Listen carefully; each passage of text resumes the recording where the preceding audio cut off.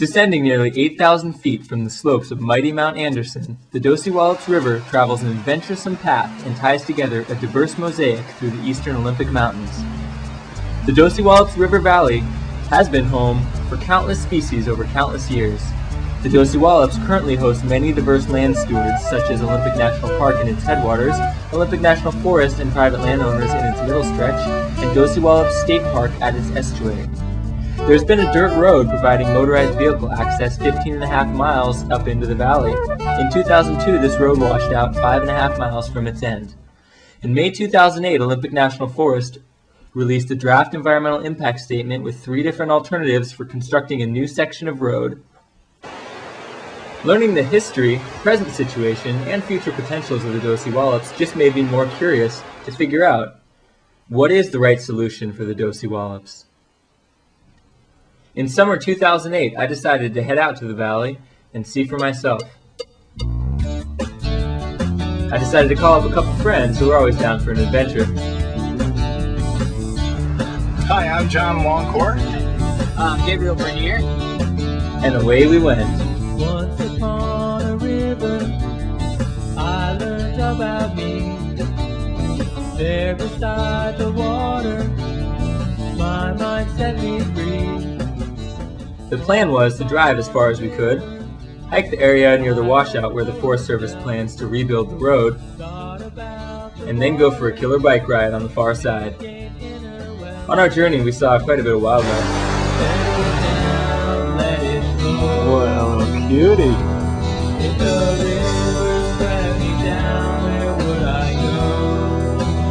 Including humans out enjoying the day. I'm Matt, I'm from New Jersey. I'm out here with some college buddies. We're camped right down the road.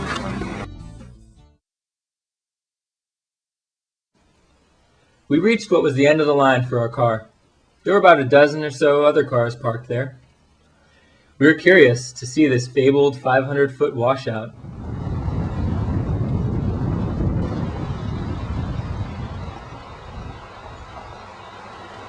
Let's check it out. Dang.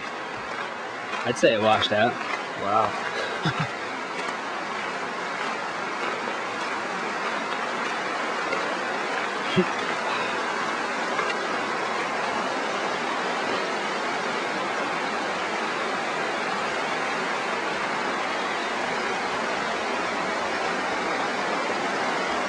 We had some snacks and figured out our hiking plan.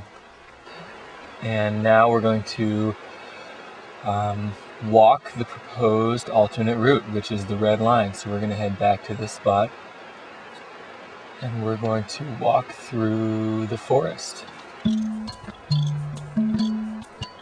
Alright.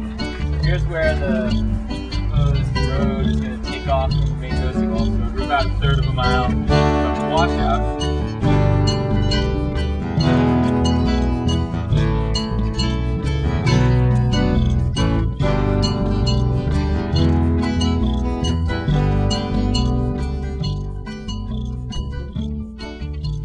The planned road would be nearly a mile long, starting off in a wetland before ascending a steep slope into a late successional forest full of old-growth trees.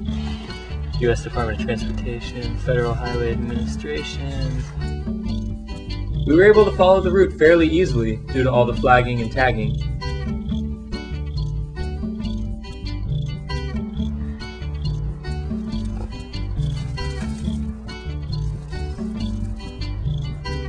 You standing against that log make about like a 45-degree angle. It's quite a steep slope. We found ourselves hiking through the unique sort of forest that the Olympic Peninsula is famous for. In fact, it made us feel rather small. We're here contemplating things in the Polly Dyer Grove, which this has come to be known, unofficially known as the Polly Dyer Grove.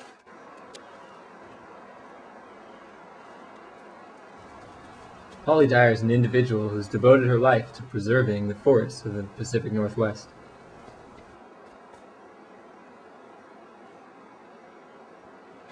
And the spirit that she stands for is the spirit not of living for this moment and exploiting this moment now, but of living within this moment to help out those who are going to come later. come in the future.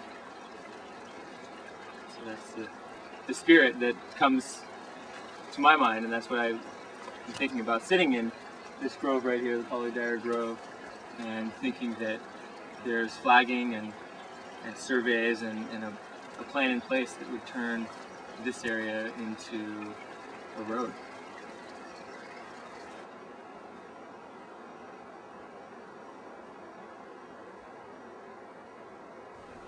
This experience, seeing the magnitude of the washout and what's at stake in the forest, really got me thinking about our role as humans, as the species with the power of reason.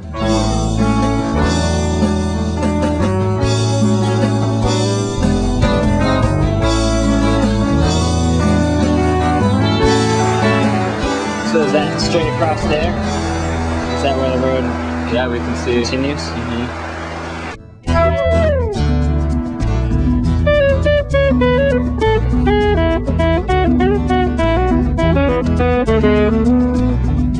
But I couldn't linger near the washout because it was time for a ride on the other side.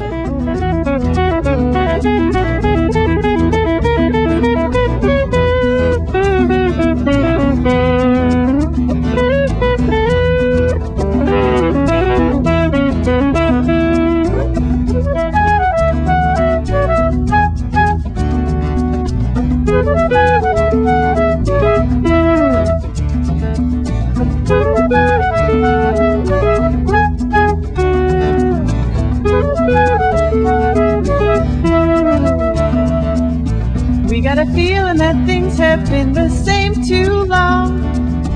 We got a feeling how good a change could be. 'Cause we start thinking it's not too late to fix what's wrong. Together we live the change we want to see. We had a great ride on that old washed out Dosewallips Road, and we weren't the only ones enjoying it either. At the end of the day, we headed down to the estuary of the Dosewallips to reflect on our experiences.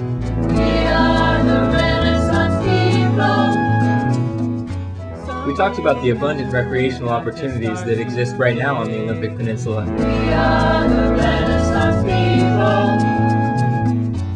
And how in the future it seems like these recreational opportunities will have less and less to do with driving our cars. We talked about the connections between people and all the species on the planet, connections that we and these species depend on. We talked about the power of individuals and how fortunate we are today that many individuals in the past have taken an active role in caring for places like this. We talked about the importance of making sound, future-wise decisions that will benefit future generations, our children and their children when they come along.